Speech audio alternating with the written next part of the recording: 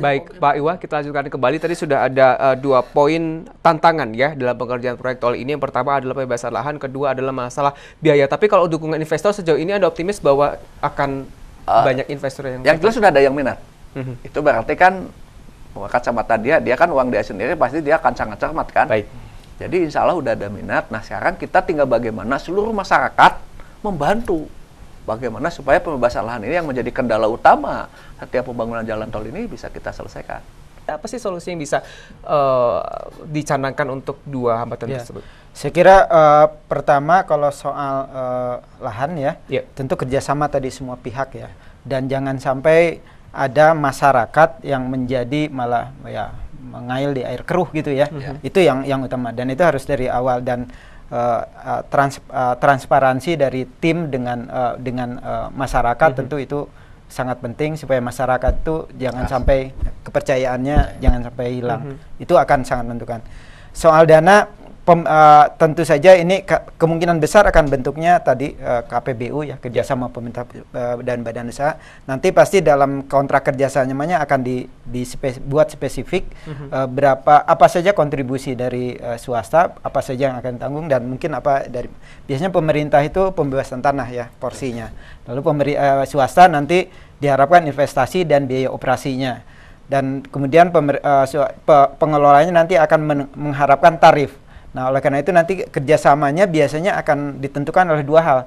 Pertama, besaran tarif, dan kedua, berapa lama konsesi. Konsesinya sekarang tuh umumnya 35-40 tahun ya. Nah, jadi apakah bisa disepakati nanti dengan badan usaha, dengan pemerintah, bahwa ini konsesinya sekian lama, dan tarifnya sekian, tarif awalnya. Tapi setiap sekian tahun kan memang aturan yang ada bisa setiap 2 tahun disesuaikan tarifnya ya, dengan memperhitungkan inflasi. Tapi tarif awal itu akan menentukan. Nah tarif ini akan dipengaruhi oleh pertama tadi biaya investasi dan biaya operasi maintenance selama operasi itu. Dan kedua daya beli masyarakat. Itu biasanya jadi studinya akan mencari itu. Berapa kemampuan masyarakat untuk membayar ya, kesediaan masyarakat membayar atau kemampuan masyarakat membayar. Tarifnya itu harus masuk dalam jangkauan masyarakat untuk membayar. Nanti ekonomi yang muncul, penghematan waktu, penghematan biaya operasi kendaraan, saya yakin itu sangat layak. Penghematan tenaga juga nih ya, yang mengendalikan kendaraan ya. Jadi itu tidak terlalu capek ya. Nanti mau ngasih tausiah, ceramah, yang biasanya cuma 1 kali, ini bisa 3 kali dengan hematnya waktu. Dan bisa di beberapa titik, jadi ini luar biasa.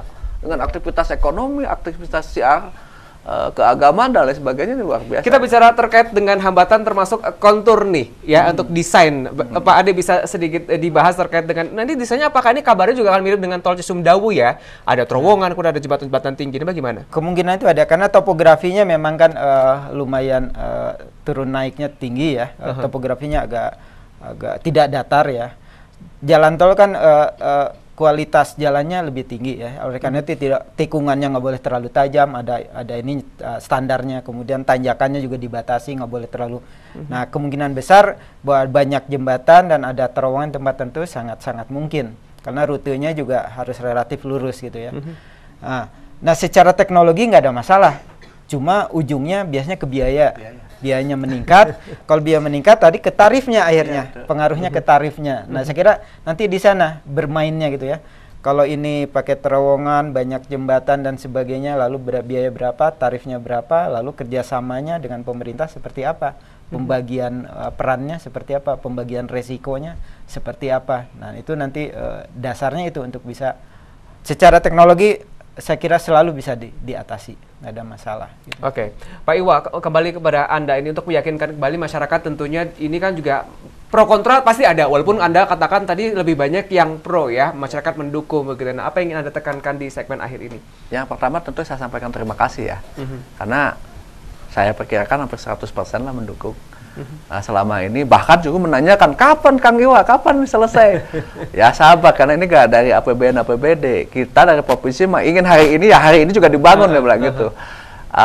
Alhamdulillah saya bangga dengan masyarakat Jawa Barat ya, dan bangga juga seperti ke Kang Ade, ke teman-teman ya. Artinya alhamdulillah apabila kita komunikasi yang baik, disampaikan dengan informasi yang terang benderang dengan niat tulus ya, bahwa kita memang semata-mata ingin memajukan Jawa Barat, ingin memajukan masyarakat Jawa Barat, gak ada niat lain gitu ya.